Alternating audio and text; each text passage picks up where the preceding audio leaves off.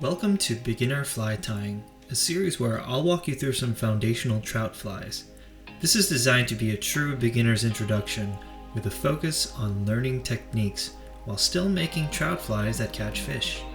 Take your time, pause, watch, rewatch, and practice as much as you can. Remember not to rush through steps even if they feel obvious.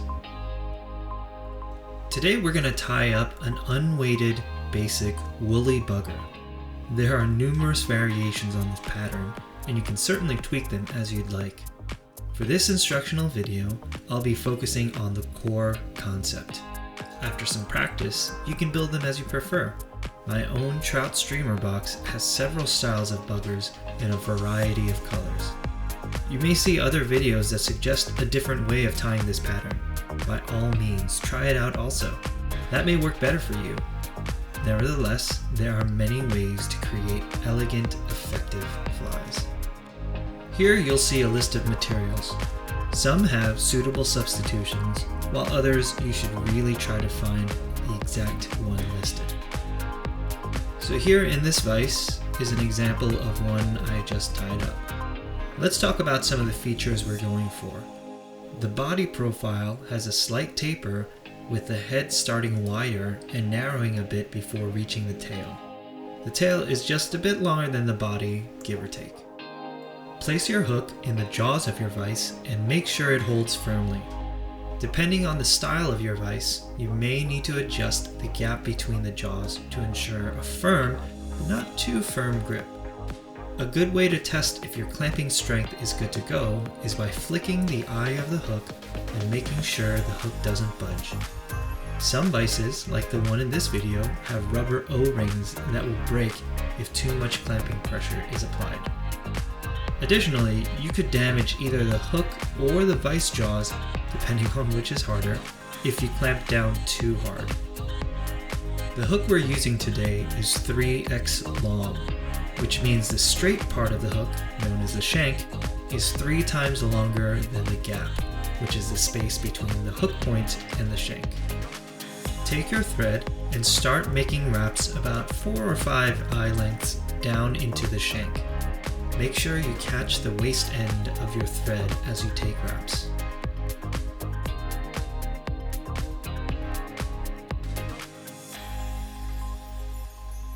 Once you feel the thread is secure, snip that tag end and continue taking wraps down to where the shank ends and the hook begins to bend.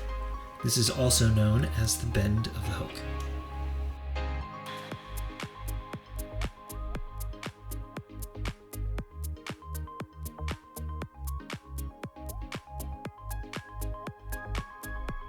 The first material we'll tie in is marabou. This soft feather usually comes from turkeys, despite its name. If you buy strung marabou in a woolly bugger pack, you'll have to sift through some feathers to find the ones that will work well. One of the hard truths in fly tying is that you will throw away a lot of material to find the selection that is up to par. After all, we're tying our own flies, not buying something mass-produced. For strung marabou, we'll want feathers that have wispy barbules. Here are 2 marabou feathers from the same pack. The one on the left has long barbs with fewer barbules when compared to the feather on the right. For woolly buggers and most trout streamers, the right is preferred. Find 2 feathers that are similar in length and bushiness.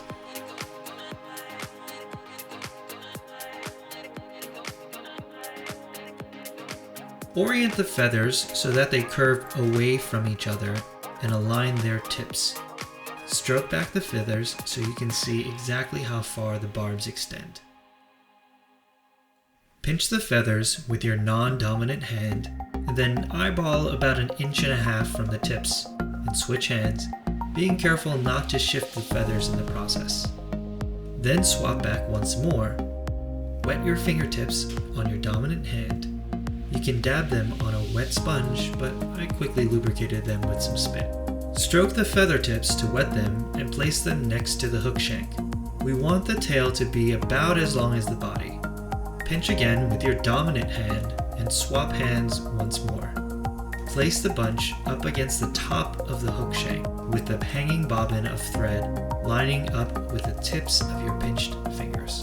Keep hold of the feathers, and with your other hand, start taking wraps around both the feathers and the hook shank.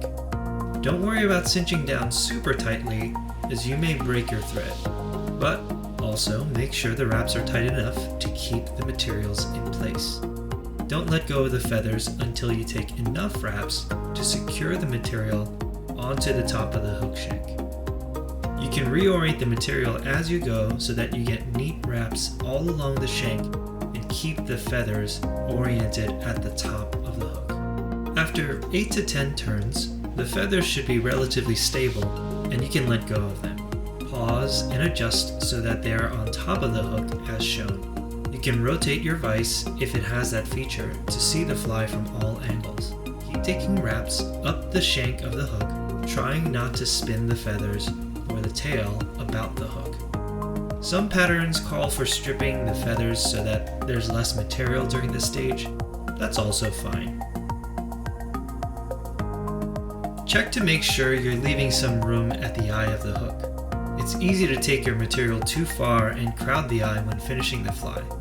We're looking to stop about 2 eye lengths from the end of the shank.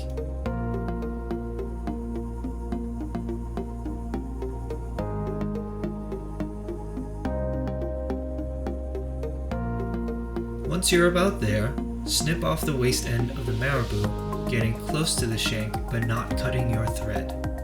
Take a few wraps around the waist marabou still left, but don't worry about getting a super clean base. Don't forget to inspect the fly regularly as you tie to make sure you make small adjustments along the way. Here I verify the tail is still centered on the hook shank before moving on. Next, take wraps back to the bend of the hook where the tail begins. Feel free to take a bunch of wraps if you think your material wiggles too much.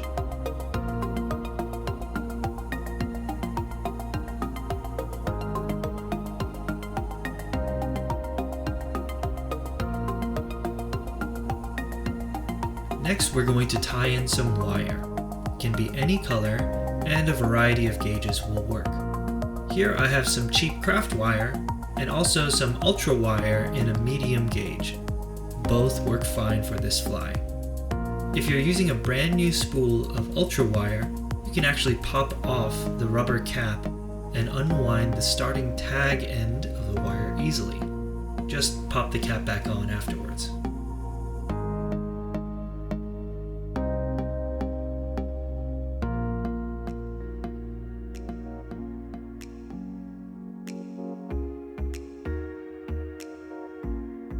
Take about 6 to 8 inches of wire and snip with either wire cutters or a dedicated nipper just for wires. Remember, don't be stingy here. You can reuse wire for the next fly if you have some left over. And as for the nippers, you don't want to use any tool you need to keep razor sharp, such as scissors for cutting thread. For some of the thinner wire gauges, you can even snap by hand. Place one end of the wire against the hook shank so it extends most of the length of the body. While holding it in place, take wraps around the wire, starting at the tail and moving up towards the hook eye. Leave about an 1/8 inch or so to a 1/4 inch of wire unwrapped, and bend that wire back onto itself.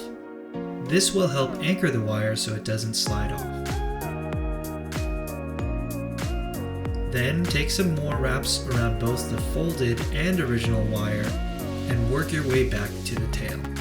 You can continue cleaning up this base if you'd like, but it doesn't have to be perfectly wrapped at this point.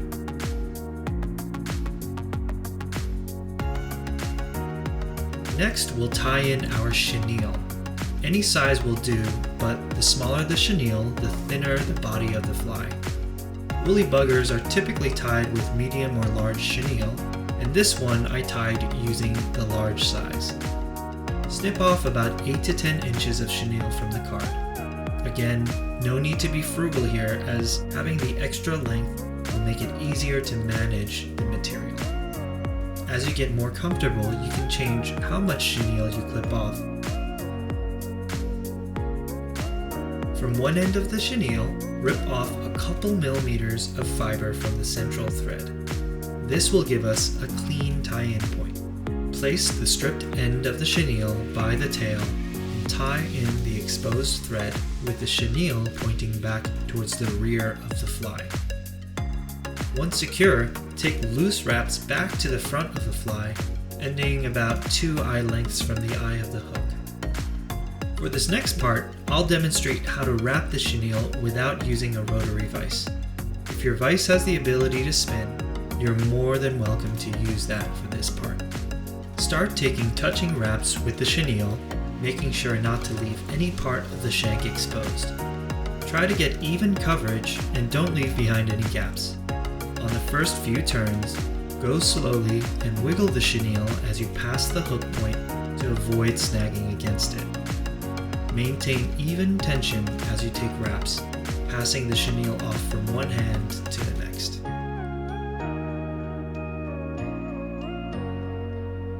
Once you reach your hanging thread, keep tension on the chenille with one hand, and with the other, grab your thread bobbin and take wraps over the chenille and the hook shank to secure the material in place. Don't let go of the chenille until you're certain it won't unravel. You can also take some wraps in front of the chenille to crisscross your thread over the material.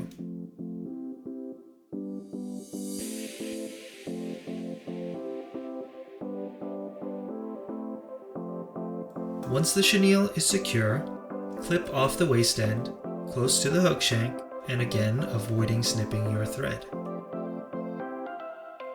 Remember to keep inspecting from all angles while you're tying. Take wraps to tidy up any loose fibers if necessary, and end with your thread once more about 2 eye lengths back from the eye of the hook.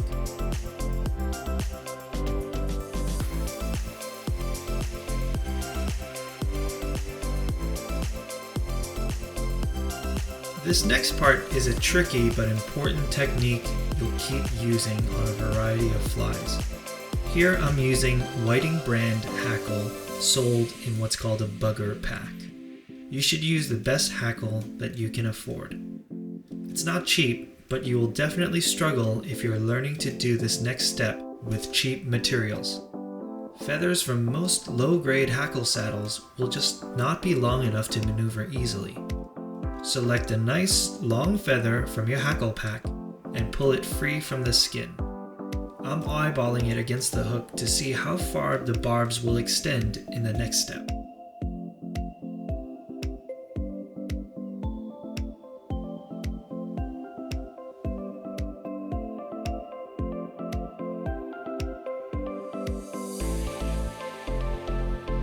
Towards the base of the feather, the barbs are wiry, wrinkled, and unsuitable for our bugger body.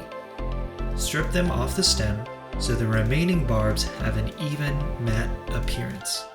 Again, don't be overly precious with your materials.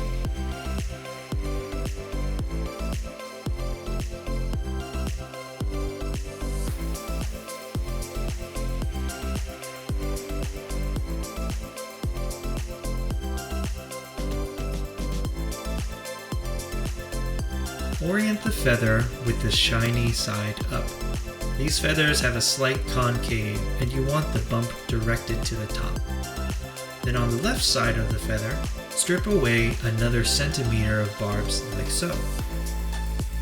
Place the feather on top of the hook shank with the shiny side up again, and the side we just stripped facing you. Shift the position of the stem so that the barbs line up about 1 millimeter behind where your thread is hanging.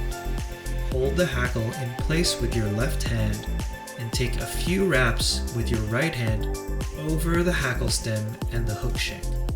Be careful not to take wraps over the eye of the hook. If you do, back out and redo those wraps, as crowding the eye will make it impossible to tie onto your leader. Once the hackle is secure, end with your thread about an eye length behind the eye of the hook. Take your feather and bend it forward at the tie-in point to crease the stem. This breaks in the stem so it will better wrap around the hook. Take 2 or 3 turns with your feather just in front of the chenille, with the stripped side of the feather against the hook shank. We want to form a nice head to the fly, with the barbs curving slightly back towards the tail of the fly. If your barbs flare out too much towards the front of the fly, then undo the wraps and try again, giving yourself a slightly different angle. You may need to loosen your tension or increase your tension or even just situate yourself a little differently. Make sure that every turn is tucked behind the previous one while you're working back towards the tail. You can see here I wasn't happy with where the barbs were pointing, so I opted to redo the head. Don't wait too long to inspect or undo parts of the fly while you're tying. It's not a speed competition.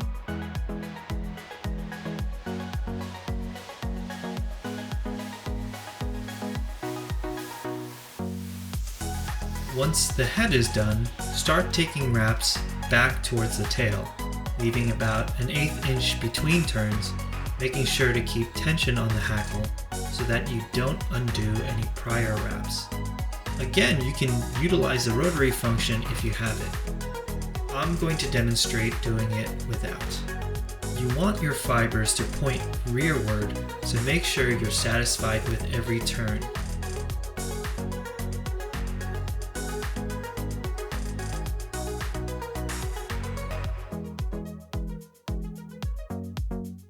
Keep tension on the hackle once you reach the tail.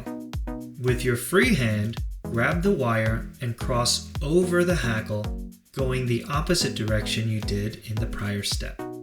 This part is really important, as the crisscrossing of the wire and hackle is what gives this fly a lot of durability. And with streamers, you're expecting aggressive takes from fish. As you cross over the hackle, try not to catch any fibers and space out the wire similarly to your hackle turns. You can wiggle the wire as you turn to try and prevent barbs from getting caught.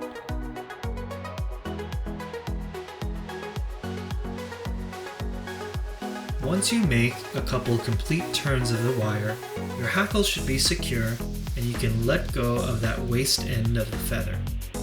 Keep taking wire wraps, wiggling back and forth as needed, and redoing any sections where you mat down the hackle barbs in the wrong direction. When you arrive at the head, take the wire and cross over the head one last time and end with the wire oriented at the top of the hook shank. Now grab your thread bobbin and take several turns around the wire and the hook shank. Don't overdo it because we don't want to crowd the eye of the hook. Notice how I preen back the feathers with my opposite hand to prevent catching any barbs. Once the wire is secure, grab the waist end and wiggle or turn it back and forth like helicopter blades. The friction and heat at the bend will make the wire more brittle and it'll snap under tension. We're almost done. Snip off the waist end of the hackle stem, again getting close to the tie-in point without cutting your thread. Then at the tail end, snip off the rest of your hackle, again making sure you don't snip that marabou or those hackle turns. Next, you can clean up any errant fibers at the head by preening them back and taking a few turns in front of them to prop them up correctly. You may also want to snip away any loose hairs if they're really uncooperative.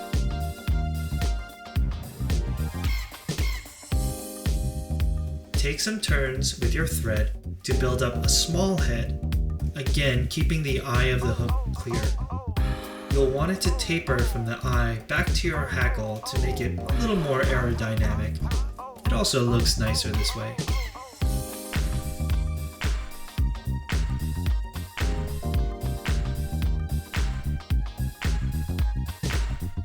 Lastly, grab your whip finisher or half hitch tool and take 4 or 5 turns to secure the thread before snipping. If you're not sure how to use your whip finisher, take a look at some reference videos in the description. You can also tie half hitches by hand if you prefer. Again, try not to catch any hackle fibers. Off camera, I applied a little bit of head cement. you should do that as well.